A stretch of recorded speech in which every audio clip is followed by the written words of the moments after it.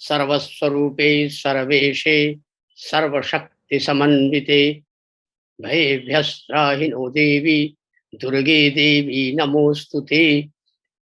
संवत नवीन संवत 2079 का हार्दिक अभिनंदन करते हुए समस्त विश्व को वासंतिक नवरात्र की शुभकामना देते हुए मुझे हर्ष हो रहा है। यह नवरात्र की परंपरा अनादिकाल से चली आ रही है। प्रत्यक्ष रूप से 2 नवरात्र की मान्यता है, जबकि 4 नवरात्र हमारे यहाँ वर्णित है। और नवरात्र शक्ति की उपासना का सबसे महत्वपूर्ण और सबसे आसान साधन है। अनादिकाल से नवरात्र की मान्यता होती रही है। सदा शिव जब शक्ति से युक्त होते हैं तो सृष्टि का निर्माण होता है। बिना शिव के शक्ति की कल्पना संभव ही नहीं है। माया ही प्रकृति है और वही परमात्मा की अव्यक्त नाम वाली शक्ति भी है, जिसका नाम दुर्गा है। मरीचि तंत्र में दुर्गा की व्याख्या करते हुए ऋषियों ने कहा है कि जो दुखों के दुर्ग का भेदन कर दे उसे दुर्गा कहते हैं।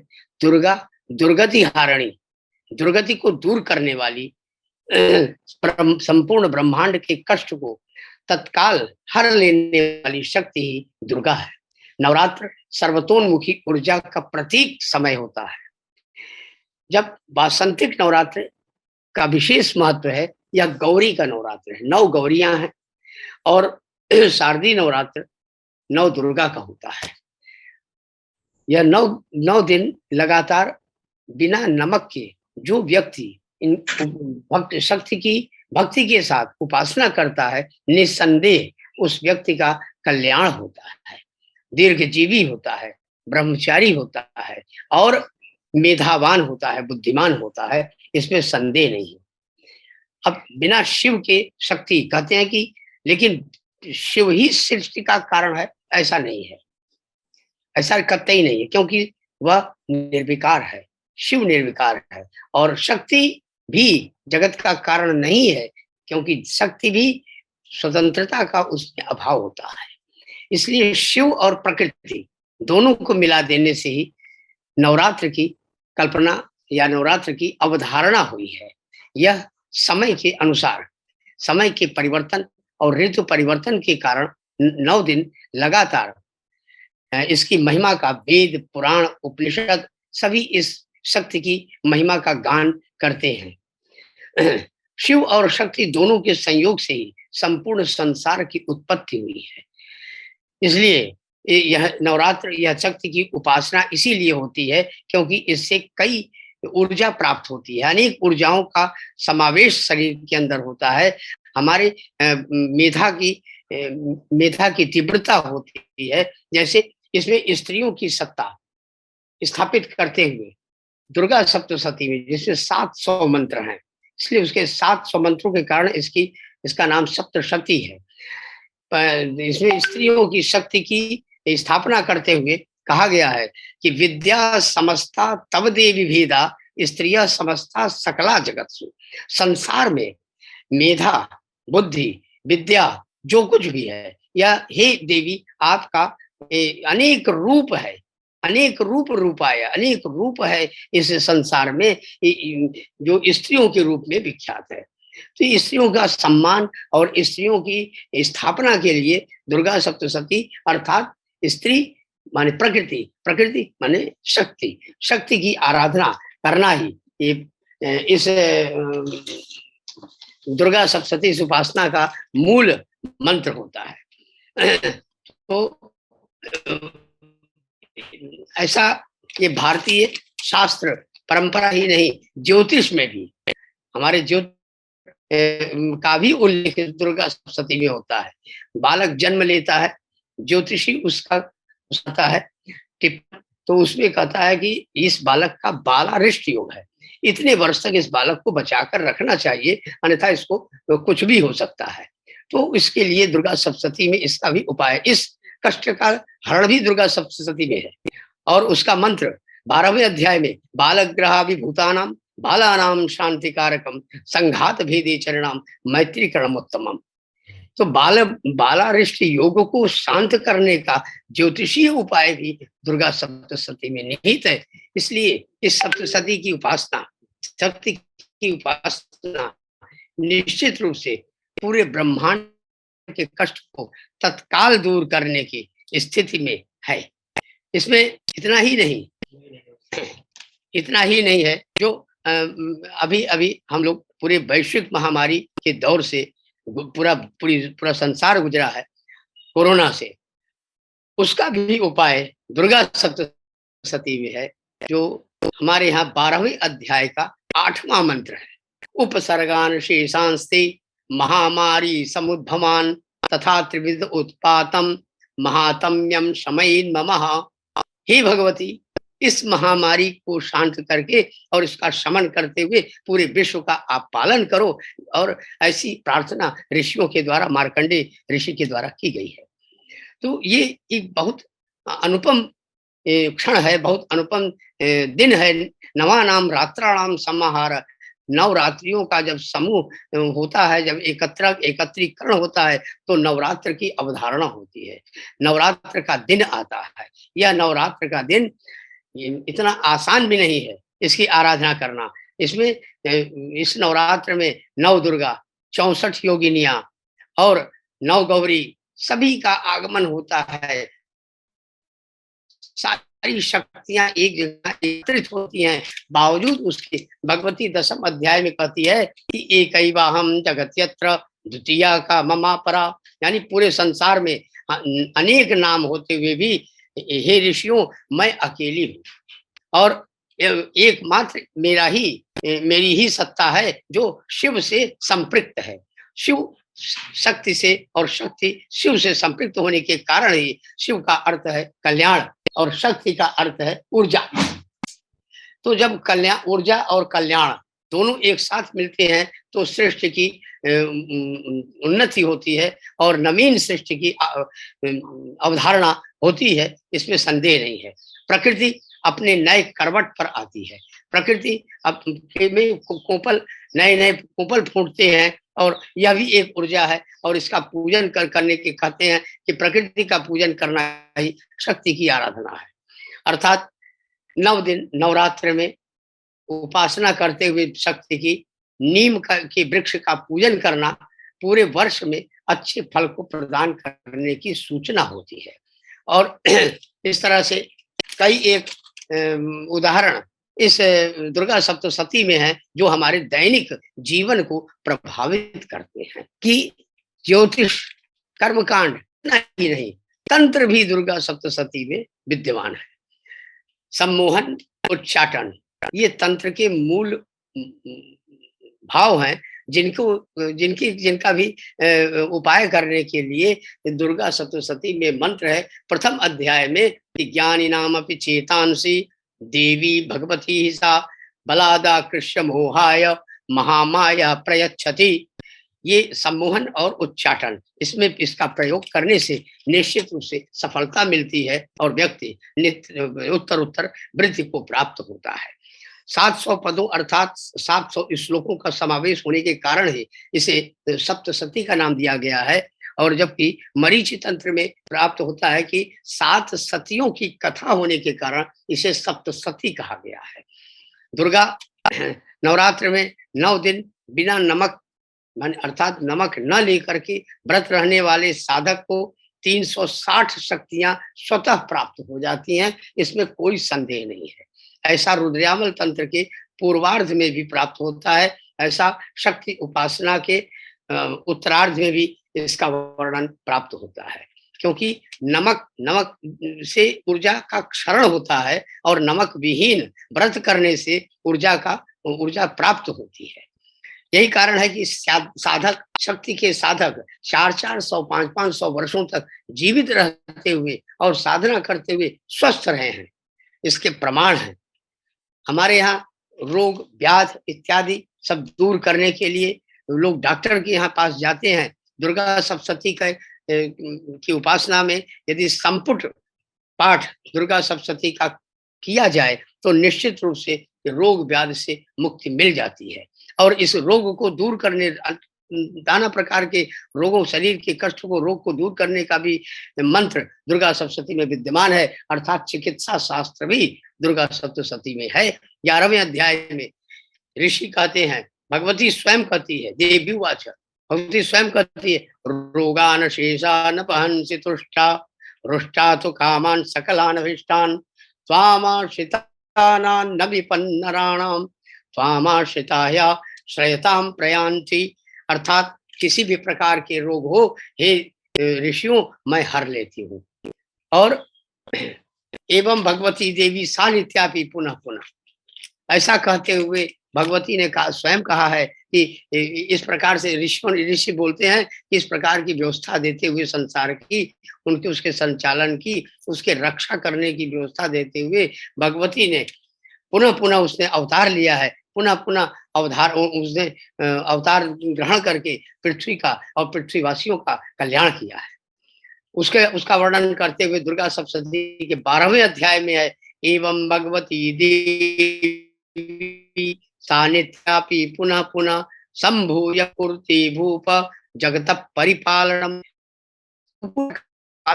शक्ति की उपासना से होता है और शक्ति की उपासना करने वाला ही संसार में एकमात्र अकेला ऋषि कहा गया है। और वह ऐसा ऋषि जिसे संपूर्ण शक्तियां जिसे प्राप्त होती हैं, वही शक्ति का आराधक है, उसका साधक है। इस तो 13वें अध्याय, फिर उसके बाद आमतौर पर शत्रुओं का नाश करने के लिए तंत्र का सहारा लोग लेते हैं। तंत्र, ज्योतिष और कर्मकांड 3 चीजें हैं हमारे हिंदू धर्मशास्त्र में, प्रमुख 3 चीजें हैं।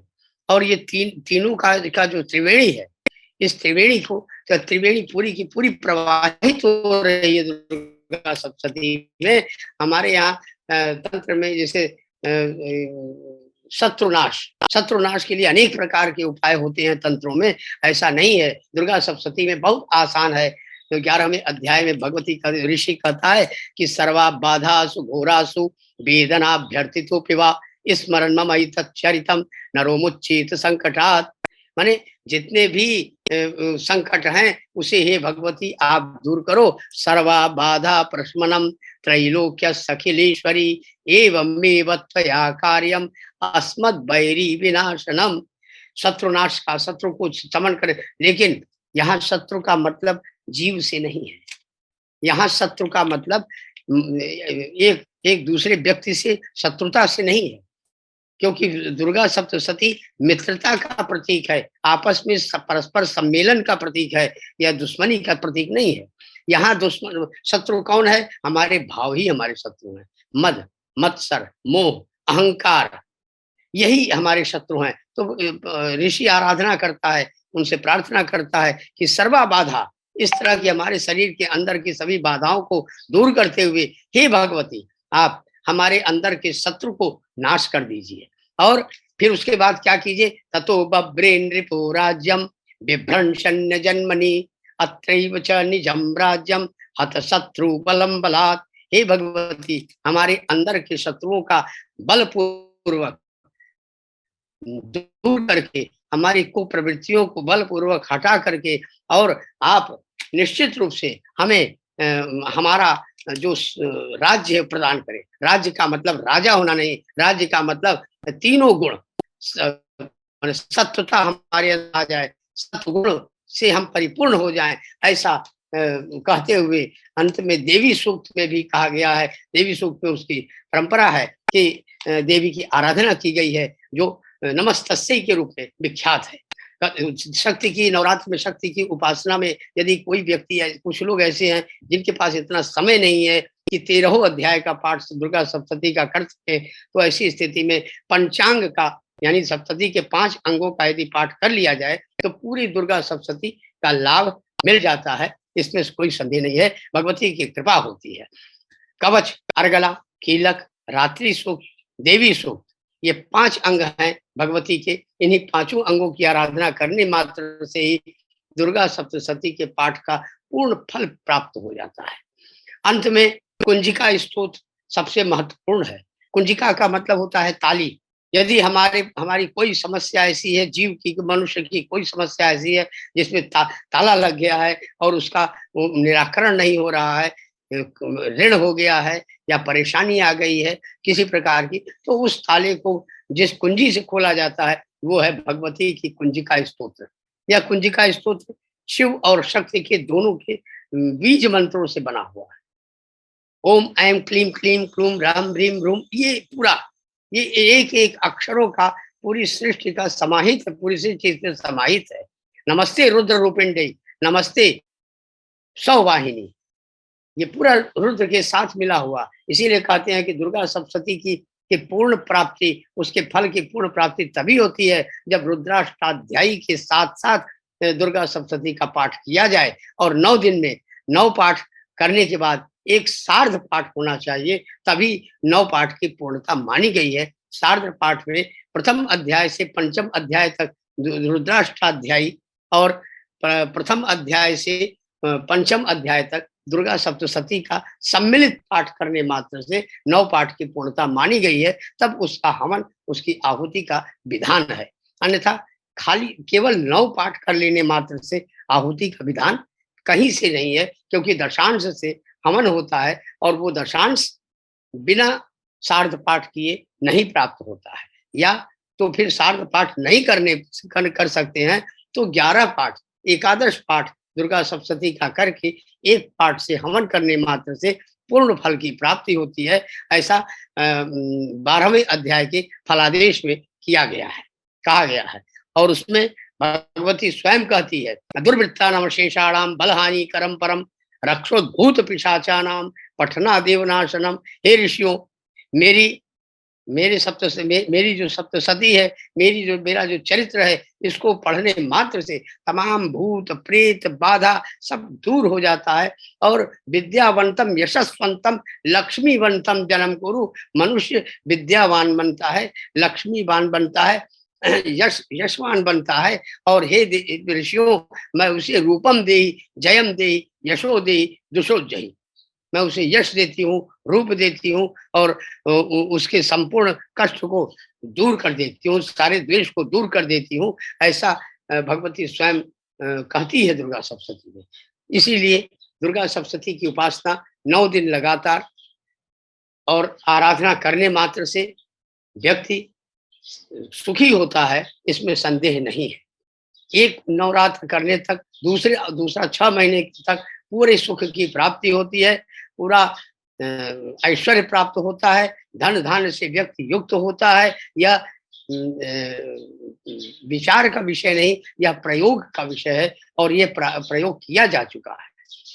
और बहुत से शक्तिपीठ हैं जिसमें कि इसीलिए कहा गया है कि बिना देवी के, बिना दुर्गा के शक्ति, शिव नहीं है, बिना शिव के शक्ति नहीं है। शिव में से ई की मात्रा हटा देने मात्र से वह शिव 100 हो जाता है और ई की मात्रा लग जाने से वही शक्ति हो जाती है। इसलिए दुर्गा सप्तशती का पाठ 9 दिन लगातार नवरात्र में, से नवरात्र की अवधारणा हुई है। नवरात्र को माना जाता है कि ऐसा नवरात्र में लगातार कलश स्थापन करके या मनसा कलश, अपने मन के कलश को बाकायदा रख करके उसको स्थापित करके और मन से संकल्प लेते हुए निर्विकार भाव से, बिना निर्विकार भाव से दुर्गा सप्तशती का पाठ किया जाए तो निश्चित रूप से सफलता प्राप्त होती है। लेकिन इसमें एक चीज और ध्यान देने की है कि बिना बीज के वृक्ष नहीं होता है। जब तक हम बीज का रोपण नहीं करेंगे तब तक वृक्ष नहीं होगा, और जब वृक्ष नहीं होगा तो फल की प्राप्ति भी नहीं होगी। ऐसी स्थिति में दुर्गा सप्तशती का जो बीज मंत्र है, उस बीज मंत्र का जाप अवश्य करना चाहिए, अधिक नहीं तो 108 जाप करने मात्र से ही पूरे सप्तशती के पाठ फल प्राप्त हो जाता है। और व्यक्ति भगवती कहती है, और उस बीज मंत्र का जाप करने मात्र से ही सर्वा बाधा विनिर्मुक्तो धन धान्य सुतान्वित मनुष्यो मत प्रसादेन भविष्यतिर्न संशय। भविष्य में किसी प्रकार का भी कोई कष्ट नहीं होता, सभी बाधा दूर हो जाती है, व्यक्ति पुत्र पौत्र धन धान्य से संपन्न हो जाता है, इसमें जरा भी संशय नहीं है। तो दुर्गा सप्तशती का पाठ अपने आप में पूर्ण है, पूर्ण जीवन की पूर्ण जीवन की सफलता है, इसमें कोई संदेह नहीं है। यह 9 दिन लगातार एक ऊर्जावान 9 दिन होता है, और पता ही नहीं लगता है लोगों को, साधक को पता ही नहीं लगता है कि कब ये 9 दिन व्यतीत हो गया और कब आराधना हम करके उठ गए, पता ही नहीं लगता। यह शक्ति है, और यही शक्ति लगातार हमारे बदलते हुए मौसम में हमारे स्वास्थ्य को उत्तम करती है, और इसके माने अनेक प्रकार के कष्टों को दूर करना, अनेक प्रकार के कष्टों का समाधान, समस्याओं का समाधान इस दुर्गा सप्तशती में निहित है। इसीलिए हमारे यहाँ कन्या पूजन का विधान कहा गया है।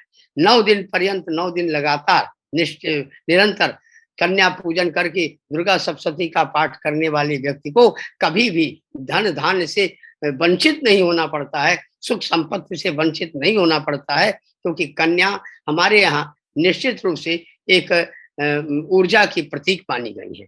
जिस घर में कन्या का अभाव होता है, उस घर में शक्ति का अभाव होता है, ऊर्जा का अभाव होता है। इसलिए कन्या पूजन प्रथम करके तब दुर्गा सप्तशती का पाठ करना बड़ा ही श्रेयस्कर माना गया है।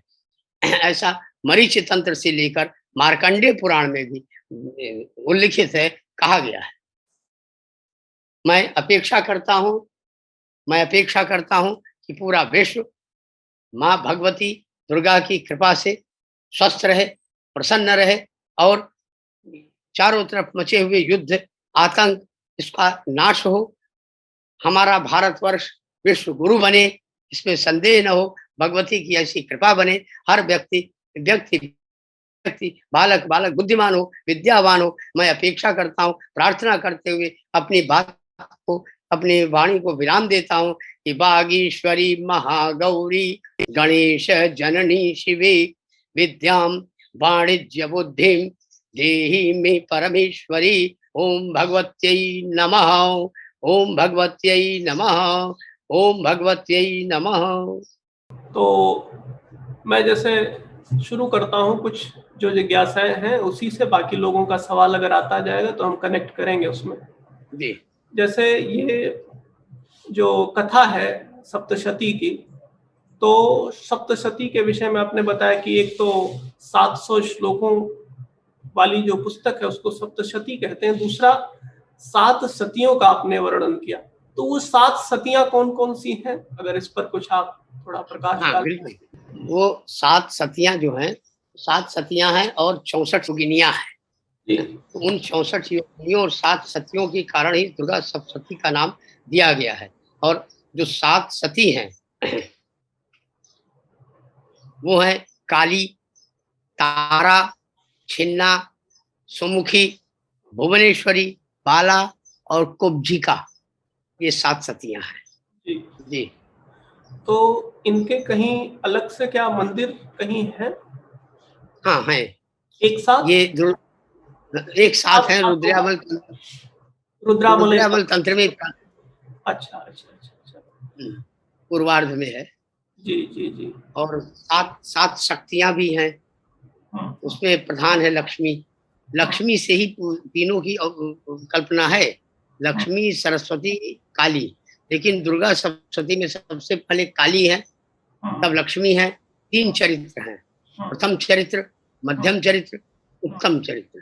तो प्रथम चरित्र जो है प्रथम अध्याय है, और मध्यम चरित्र दूसरे अध्याय से चौथे तक है, और उत्तर चरित्र जो है 5वें अध्याय से 13वें अध्याय तक है। ये 3 चरित्र है। 7 शक्तियां हैं, लक्ष्मी है, ललिता है, काली है, दुर्गा है, गायत्री है, अरुंधति है और सरस्वती है। ये 7 शक्तियां हैं। जी।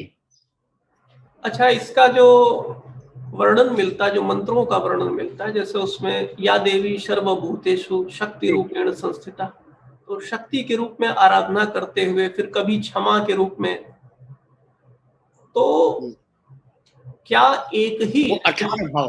हम्म। 18 भाव है? जी जी। अच्छा अच्छा अच्छा। हाँ, या देवी सर्वभूतेषु विष्णु मायेति शब्दिता, या देवी सर्वभूतेषु न, शक्ति रूपेण संस्थिता, बुद्धि रूपेण संस्थिता, निद्रा रूपेण। हमारे जो भाव हैं, जो भाव हैं, जिन भावों से इसका ये बड़े सिद्ध मंत्र हैं, ये बड़े सिद्ध भाव हैं। निद्रा न आने से या देवी सर्वभूतेषु निद्रा रूपेण संस्थिता, इसका जाप करने से नींद आ जाती है। यही रात्रि सूक्त से भी संबद्ध है। रात्रि सूक्त विश्वेश्वरीं जगत धात्रीं स्थित संहार कारिणीं निद्राम भगवतीं विष्णु। जो कहते नहीं, भगवान आषाढ़ के महीने में सो गए, 4 महीना सोते हैं, चतुर्मास से होता है, तो भगवान सोता तो है नहीं, वो योग निद्रा में जाते हैं। विष्णु विष्णु उसकी भी चर्चा सप्तशती में है।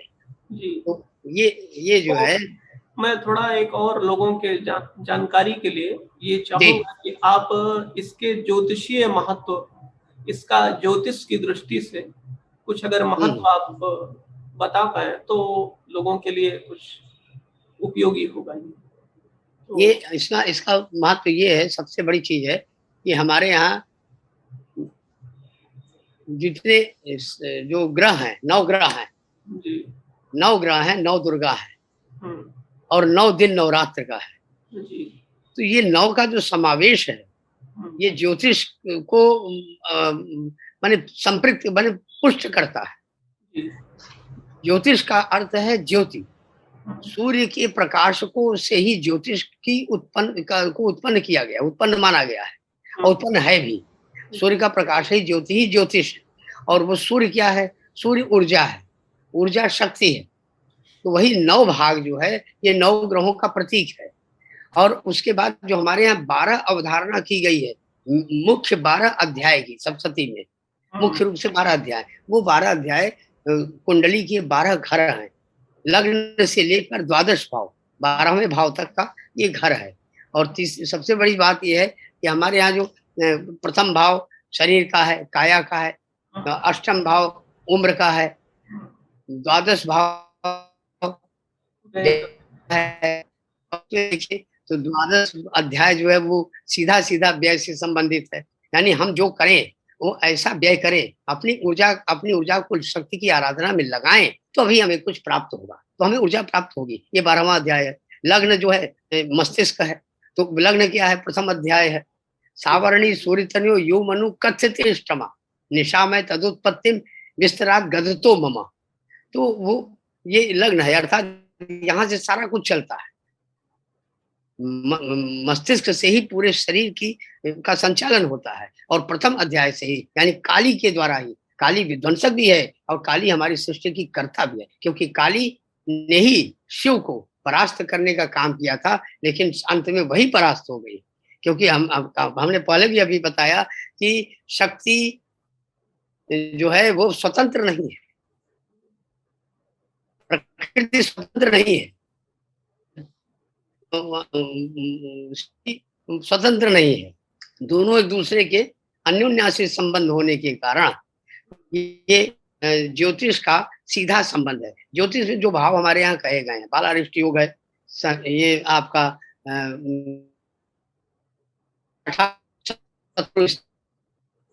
की आराधना इसमें दी गई है, उनको शांत करने का उपाय हमने बताया भी, सर्वाबाधा पुष्पणम। और से पत्नी प्राप्त करने, बहुत से लोग ऐसे हैं जिनकी उम्र हो जाती है, उनका विवाह नहीं होता है। विवाह नहीं होता है तो उसमें क्या करें, कैसे करें? तो उसके लिए हमारे यहाँ कवच में पत्नी मनोरमा देही मनोवृत्तानुसारिणी तारिणी दुर्ग संसार सागर सकलोद्भवाम, ये एक ज्योतिषी इस मंत्र को रेकमेंड कर देता है। इसका आप संपूर्ण पाठ कराइए, आपके बालक की शादी हो जाएगी। किसी की कन्या की शादी नहीं हो रही है, कन्या की शादी नहीं हो रही है, तो उसमें ये है कि तुरंत देहि सौभाग्य आरोग्यम देहि में परमम सुखम, ज्योतिषी कहता है इस मंत्र का संपुट पाठ करा दीजिए तो कन्या की शादी हो जाएगी। तो इस तरह से ज्योतिष का सीधा संबंध, ज्योतिष के फलादेश का सीधा संबंध दुर्गा सप्तशती से है।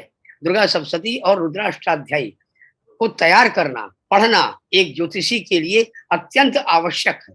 यदि किसी ज्योतिषी को ये 2 ग्रंथों की जानकारी नहीं है, तो वह ज्योतिष शास्त्र को शास्त्र न मान करके उसको मतलब साधन, भोजन का साधन बना ले भले, लेकिन उसमें वो साधक नहीं हो सकता ज्योतिष का, क्योंकि बिना शक्ति के ज्योतिष नहीं है। इसलिए इसका सही उपयोग करना। ये रोगान शेषा नपान तुष्टा, हमारे यहाँ कहा गया रोग, छठा भाव जो है कुंडली का, वो रोग का है।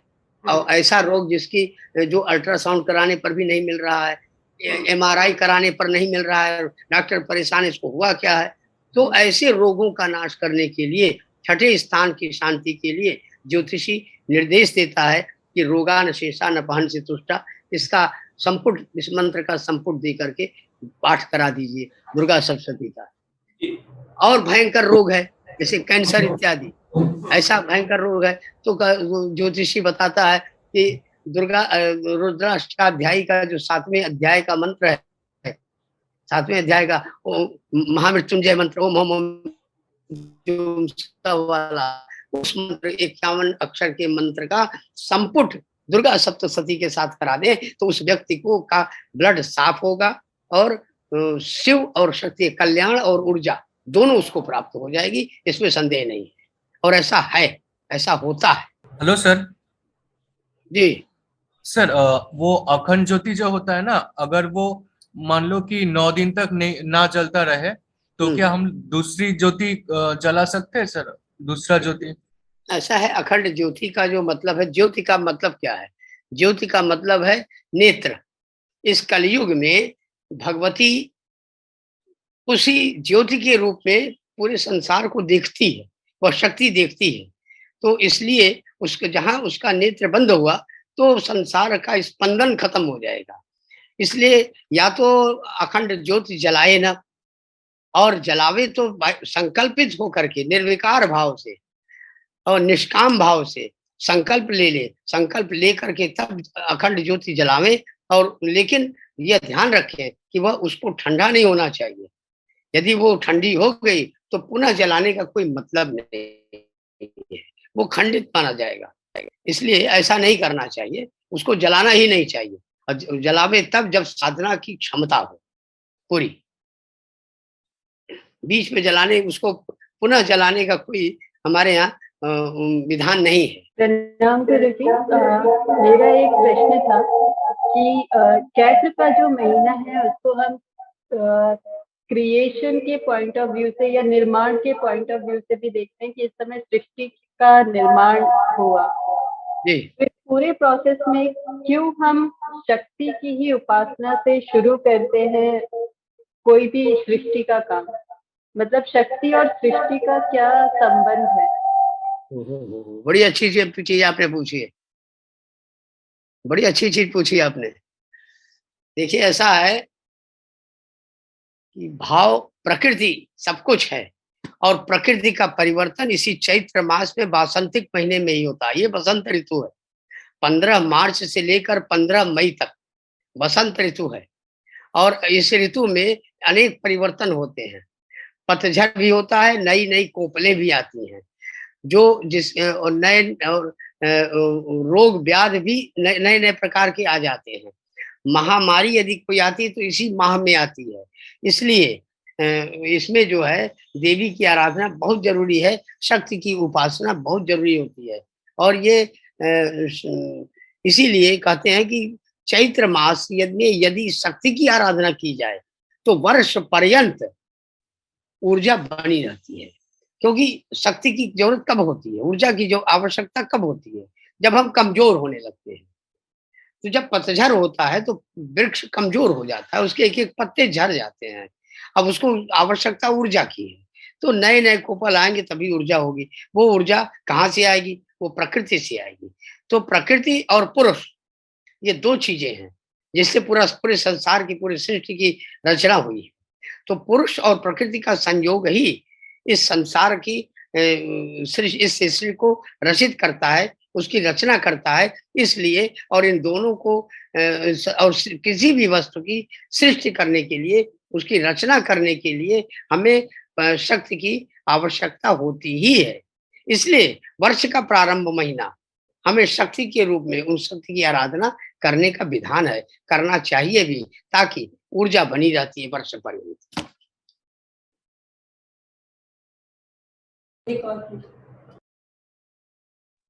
गुरुजी 64 योगिनी के बारे में, क्योंकि तंत्र को लेकर के हमारे यहाँ समाज में कई तरीके की बातें की जाती है, 64 योगिनी के बारे में आपका क्या कहना है? 64 योगिनी जो हमारे यहाँ है, चतुष्षष्ठी, ये तंत्र की हैं।